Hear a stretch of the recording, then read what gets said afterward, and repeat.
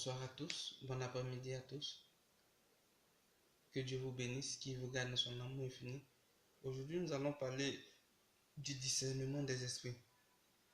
D'abord, il faut qu'on sache que le discernement des esprits, tout le monde peut le faire. Quand je dis tout le monde, tout chrétien. Tout chrétien. Quand je parle de chrétien, j'ai expliqué dans d'autres vidéos qui est chrétien, qui est fidèle. Tout chrétien, c'est-à-dire quelqu'un qui a reçu le baptême, qui appartient à la grande famille de Dieu, peut faire le discernement des esprits. Mais même si tout le monde peut le faire, tout le monde ne doit pas le faire. Ça, il faut que ce soit clair. Tout le monde peut le faire, mais tout le monde ne doit pas le faire. Tout le monde peut le faire de par son baptême, mais tout le monde ne doit pas le faire. Parce qu'il y a des gens que Dieu mandate pour ce ministère-là. Il est très particulier. D'abord, je vois les hommes de Dieu, je vois des gens dire 1, 2, 3. Oh, c'est Satan. Oh, c'est des esprits mauvais. Non, arrêtez ça, c'est pas bon. Tous les baptisés doivent savoir comment discerner les bons esprits des mauvais esprits. D'abord, il y a 3 grandes causes. Il faut déterminer d'abord le phénomène naturel. Le phénomène naturel peut être dû à sa psychologie, ça peut être de la télékinésie, ça peut être de la télépathie, ça peut être de la radiesthésie. Il y a plein de choses. Je donne un exemple simple. Pour quelqu'un, la démence là, c'est pas... c'est-à-dire quelqu'un qui est fou, c'est pas forcément les démons qui font, c'est pas forcément ça. Quelqu'un peut bosser, il est dans la vie professionnelle, il bosse jusqu'à il est surmené. Le surmenage peut amener à la démence. Il va commencer à dire des trucs, peut-être même dans une langue qu'on ne peut pas dire, oh, l'esprit mauvais l'utilise. Non. Il faut discerner les phénomènes naturels d'abord. L'astrologie, par exemple. L'astrologie, c'est-à-dire voir qu'est-ce qui va se passer dans le futur. Ça, c'est un phénomène naturel. Les gens utilisent des sciences pour faire ça. C'est naturel. Hein? Il fait partie des phénomènes naturels pour discerner. Maintenant, on peut dire dans le phénomène naturel, on peut parler de la lévitation. C'est se surlever du sol. C'est-à-dire, je suis là comme ça, puis je me lève du sol, puis je descends. On appelle ça de la lévitation. C'est le phénomène que la science peut expliquer. Donc, c'est naturel. C'est pas forcément démoniaque. Ça peut être démoniaque, mais c'est pas forcément démoniaque. Maintenant, après ça, il y a le phénomène lié aux esprits de l'au-delà.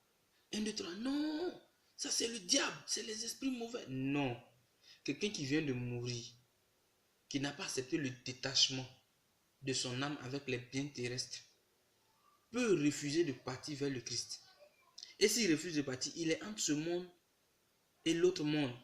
Et il peut venir commencer à faire des trucs ou bien à utiliser quelqu'un. C'est pas forcément, il peut faire sentir sa présence.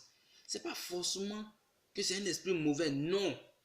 Ce genre de cas, on discute avec eux. Tu les mets en présence de Jésus pour dire, tu es parti, il faut que tu acceptes le fait que tu sois parti. Va vers le Christ, il est prêt à tout te pardonner. Pourvu que tu acceptes qu'il est Dieu et que tu t'humilies devant lui.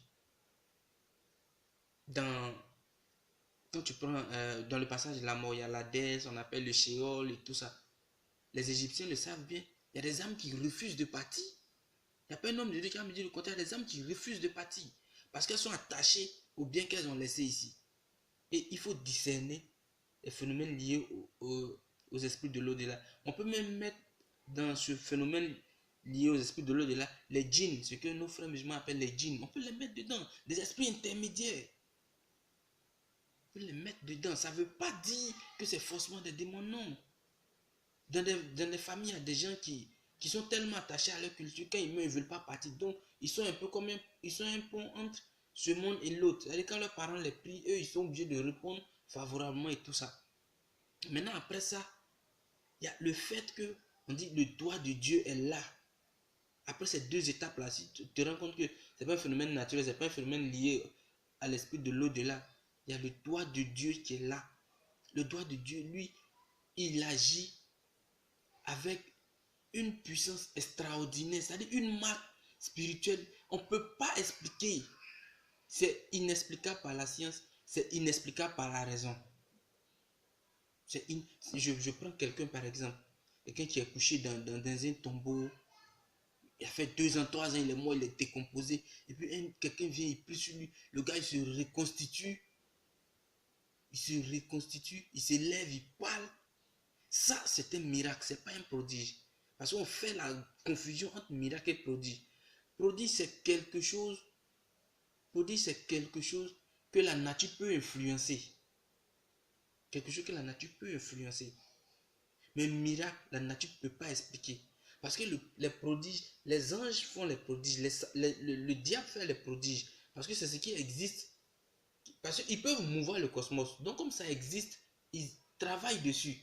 Mais Dieu, il appelle à l'existence ce qui n'existe pas. Quand on parle de miracle, c'est que le doigt de Dieu est là. Nous faisons la différence entre miracle et prodige. Frère, c'est de ça que je voulais vous parler ce soir, le discernement des esprits. Tout le monde, tout baptisé, tout chrétien peut faire le discernement des esprits, mais n'a pas le droit de faire le discernement des esprits parce que c'est dangereux. Que Dieu vous bénisse, que Dieu vous garde.